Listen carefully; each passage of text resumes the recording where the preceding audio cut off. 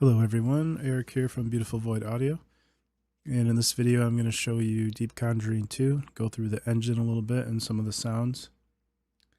So the main version, the paid full version, consists of two NKIs. There's an FX one and a main one. The main one has 65 sound sources and the FX one has 73. And the main difference between them is the FX one in general has more extreme sounds, though they are kind of just other side of the same coin, and a lot of times derived from the same sample sources or similar sampling process. So they were just a little more extreme, so I didn't want to have them with the main one, but you can, if you want to, you can get similar sounds out of the FX one as well. So yeah. So we have a dedicated browser system, and right now we have about 300 presets made for the NKIs together, so about 150 each for each NKI. Oops, didn't mean to do that. So this is the first window here, and you can see here you can choose the sound source. You can also use the arrow to go to various sources. And you can change presets. And you have to be in a certain folder to do that. So it will cycle through that folder. So when you go to a new folder, then it will start cycling through that.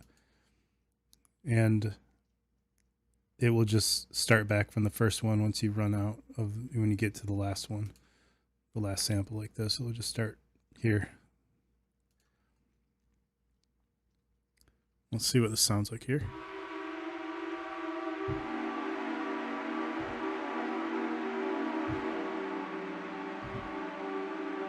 I think it sounds a little bit like a train, so that's why I named it that. Some of these the names of these presets, I call this one Herman Tension, because it just reminded me of something from Bernard Herrmann. Not to say that it's, I'm trying to copy him or it actually sounds like anything he did. It just reminded me of it, so I just named it that. So whether or not it actually sounds like anything he did, I don't know. So first we have we'll go back to talking about this first page here. The first sound source, you can change the volume, pan, tuning, and the tracking, which let's solo this. It will change where it's most prominent on the keyboard. See, now I'm hitting the keys up here, and you can't hear anything. So with this, you can kind of split samples, so we can turn this all the way over here.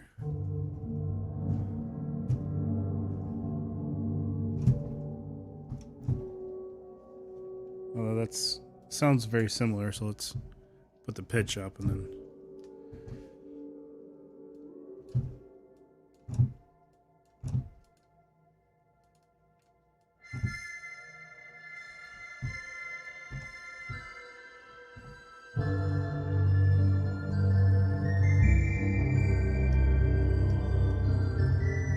It's a very weird sound, so that's not, you can do other things with that. Over here, we have the attack, decay, sustain, and release. And you can turn on and off the source. So if it's a lighter color, it's on. If it's the dark red, it's off. And then this is basically a pitch cluster knob. And if you go, there's a place where you can choose what things to show in the Kontakt interface. And if you have info on, then when you hover over knobs, it will tell you what it is. So I guess I could say, I'm done with the video and you can just do that. I could, but I'm not going to do that because I want to explain some of it myself. So, and Paul from Sound Aesthetic Sampling has explained it. Control the specterizer, which will open up the doors to the underworld by playing dark clusters. So a little bit cheeky there. But basically, it will randomize the pitches. And when you have this intensity knob up here, I know I'm kind of getting ahead of myself. When you have this up, it will really mess with things, because that intensity knob adds more samples when you hit a note. So there's kind of doubling the sound. So you're going to have even more pitch variation and kind of a, you know, when you have two samples, you're at least having a quadruple effect then.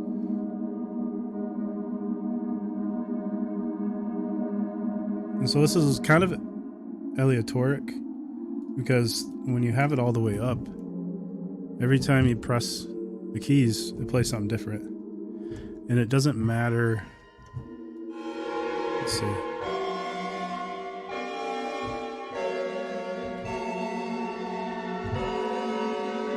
Doesn't matter if you hit the same key, it'll just randomly play pitches. So you can get some interesting sounds when you do that.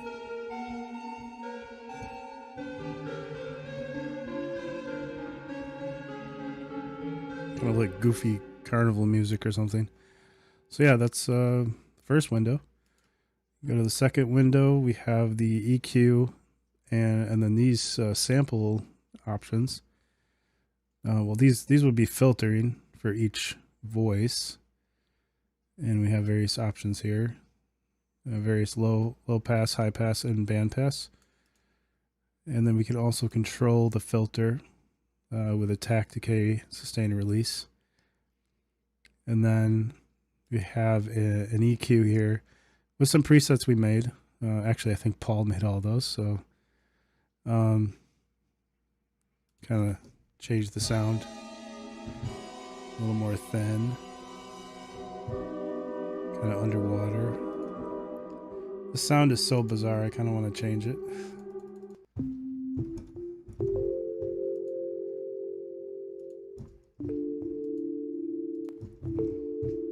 Yeah, it does sound more clear.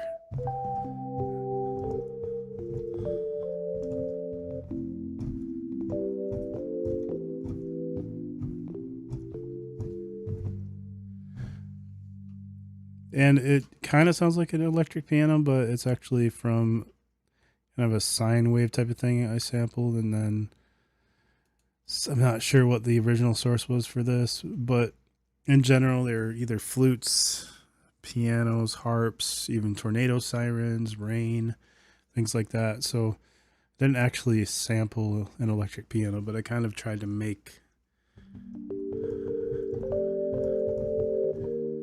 kind of an electric piano sound out of that. So yeah, then you can change the sample start position, and that can kind of change the sound. And what we have here is just, in this second source, this is just kind of an attack sound.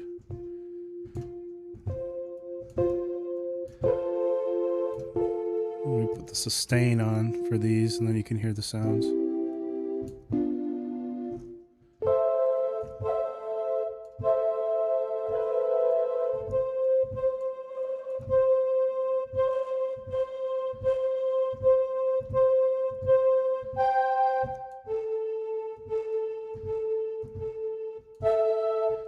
The variation will vary where the sample starts, regardless of where you do this.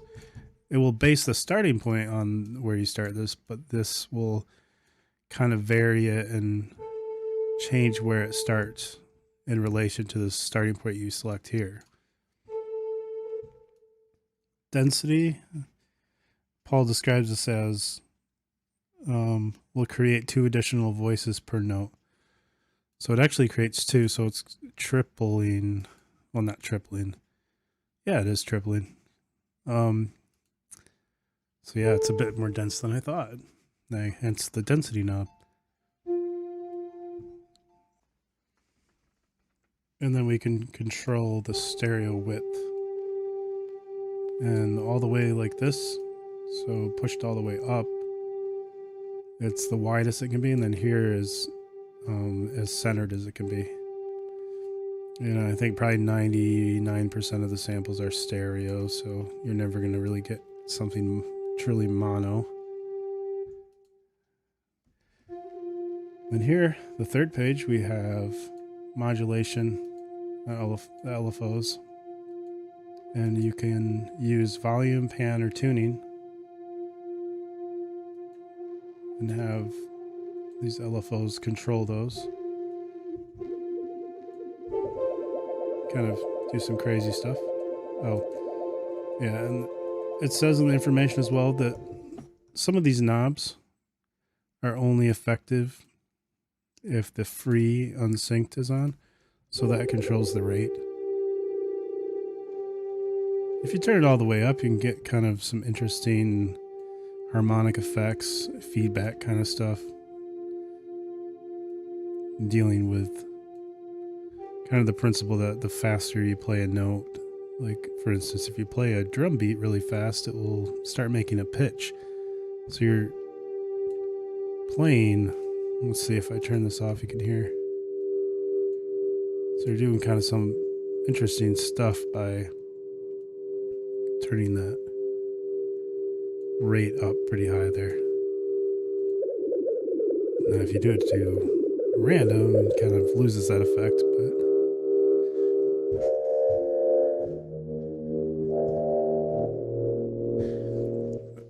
very unconventional, I think, to do that. I didn't really do that too much. There's a couple samples or presets where I use that.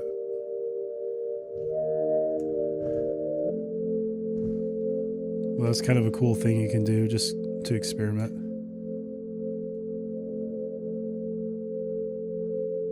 You can kind of make it more subtle too. But then you got panning here. I can make that faster.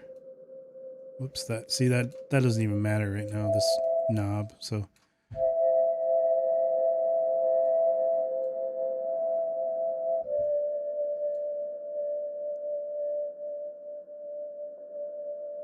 Then we got the volume one, which kind of acts as a sequencer in a way.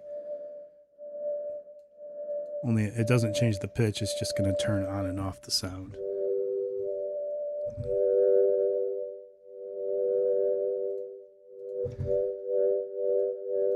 Whoops. It makes me think of Strawberry Fields.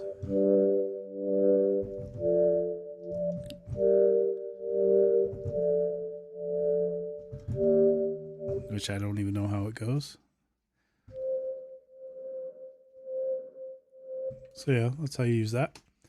Then the last page is the FX page. We already have some on. Now for the distortion, which is the first section here, we have tube, transistor, tape saturation, bit crushing, and distortion. I think regular distortion, I guess. And then we have mono and poly. Now what that does is the poly will do per note. And that's going to be a little more subtle and have a different effect completely. Because in some ways when you use poly, you can actually make sounds. Like I used poly to make kind of like organ sounds. It sounds like a reed organ, I believe.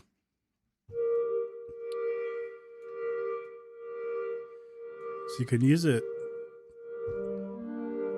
kind of to create something, a new instrument almost. Whereas if you use mono, it's just having an effect on the entire sound. So you have that kind of, it washes out some of the sound and muffles some of the sound, so you can't distinguish pitches as easily. So I like poly for trying to create a different instrument kind of sound. Then we have lo-fi. And for now, I'm actually going to turn off the other effects so we can just hear that effect by itself.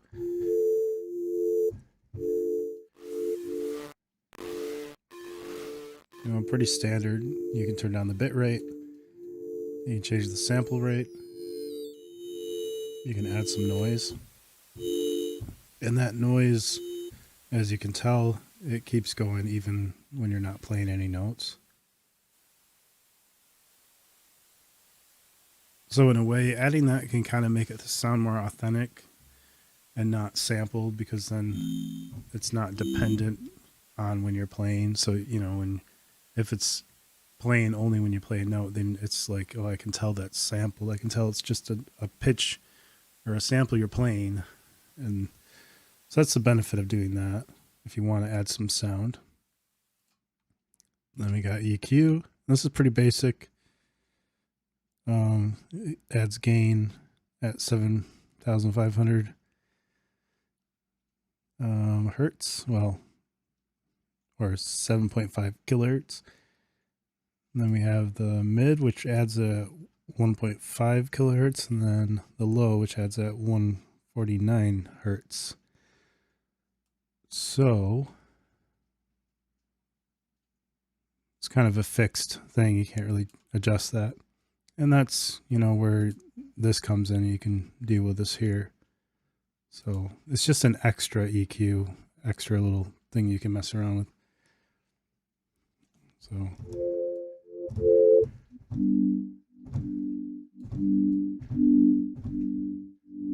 and if you add, you know, add the equal amount, then you're just increasing the volume. Then we have chorus.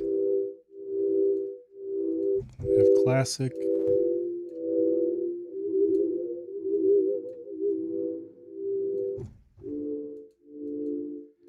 Synth. You know what? I'm going to turn off that volume stuff.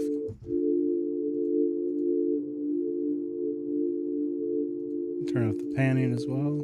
Turn off the tuning.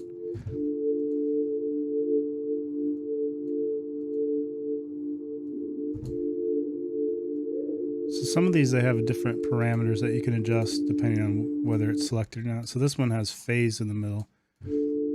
Phase or speed and mix.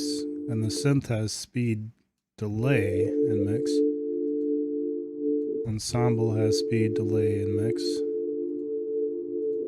Dimension, speed, delay, and mix. So I guess all of these have speed, delay, and mix except for classic. We have a phaser here.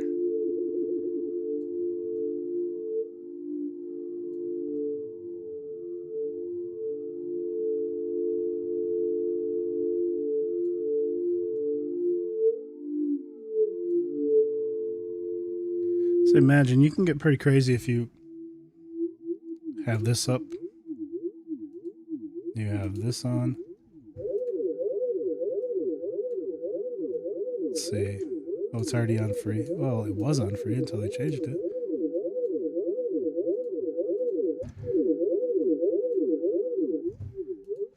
It's a little too much there. And then add a filter.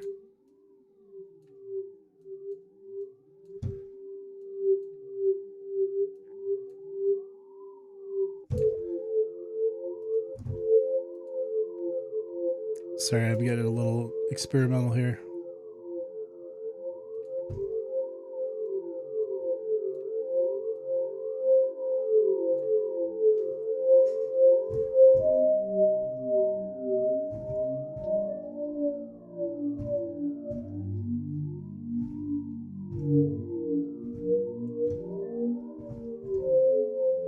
I didn't actually make a preset like this, so I should probably do something like that. Okay, and then we have the reverb, which is room, hall, and plate. And you can control the size, decay, and mix.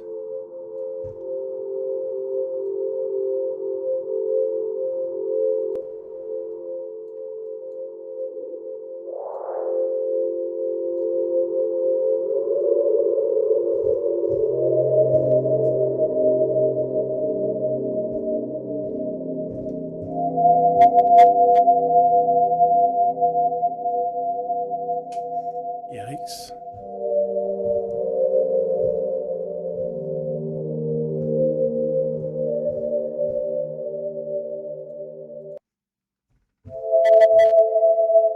Jeez, sorry. I turned the decay up way too much. Just kind of experimenting with it.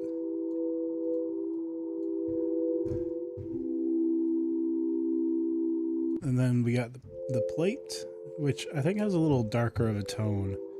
And it seems to decrease the volume, the overall volume a little bit.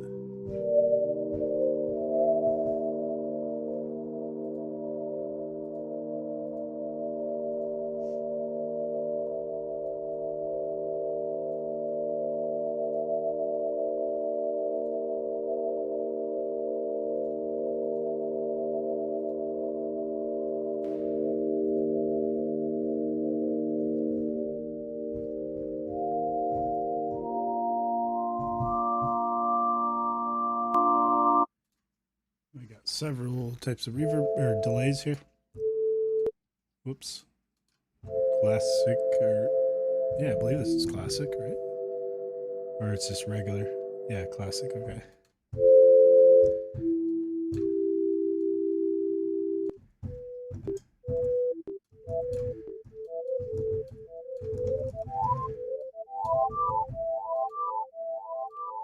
We got ping pong. So it goes from left to right or right to left.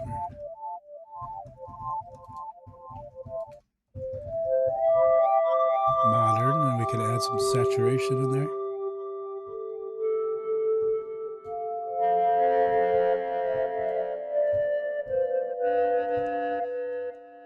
Warm. Add some modulation of the pitch.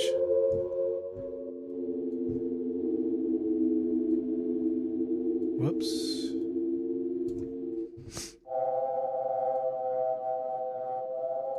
Dark.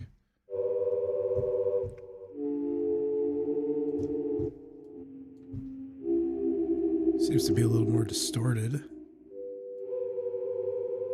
Grunge. Even more distorted, I think. More saturation.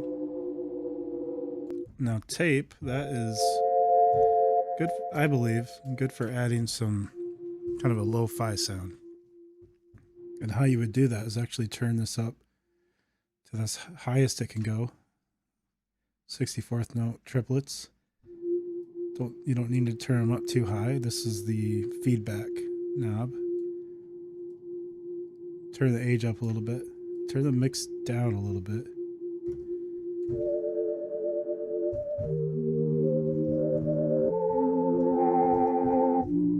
I think the age is actually even a little too high.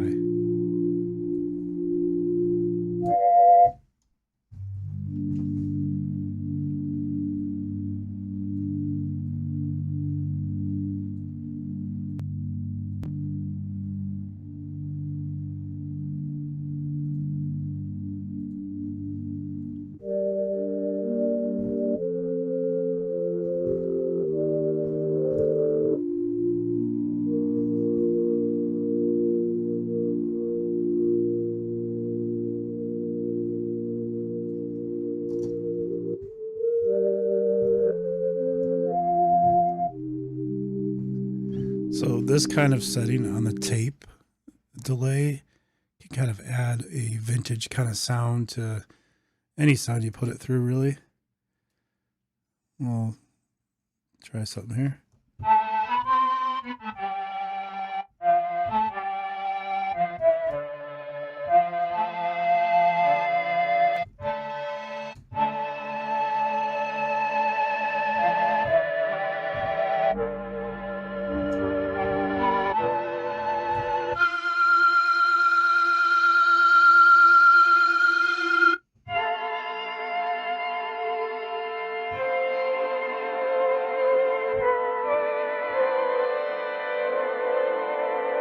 Yeah, so that's about it for the engine.